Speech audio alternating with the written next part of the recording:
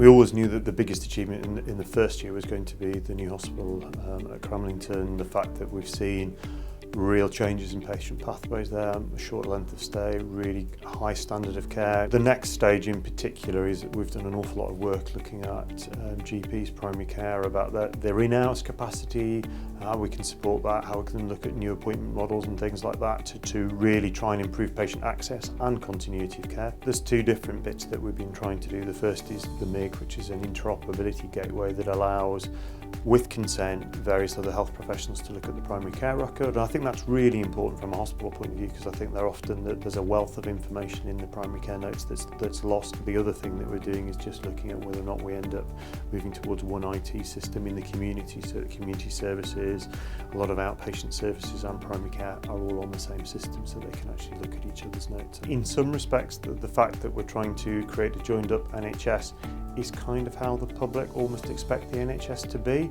and I think it's only once you work within the NHS that you see the degree of the silos that exist. To be honest, you're going to get a lot of the ideas about how successful this is 2, 3, 4, 5 years hence. You know, it's a really, to make significant change like this, it's not that you just do something and tomorrow you see a sudden difference. And we know with the setting up of the hospital, like 2 years to actually create.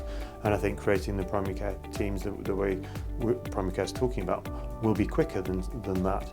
But this is something you're going to reflect on and just be really proud and busy as you're doing it. The Vanguard process has been really formative in that. We've seen loads of conversations that probably wouldn't have happened without this. I think also people are aware that, sometimes we do things, not everybody agrees with that, but they know that they're being forced to think about the issues as a consequence, and that's been really informative. And I think what we've seen is a coming together of lots of different practices in a way that I think since the days of GP out of hours and the co-op hasn't happened, and that's been really positive.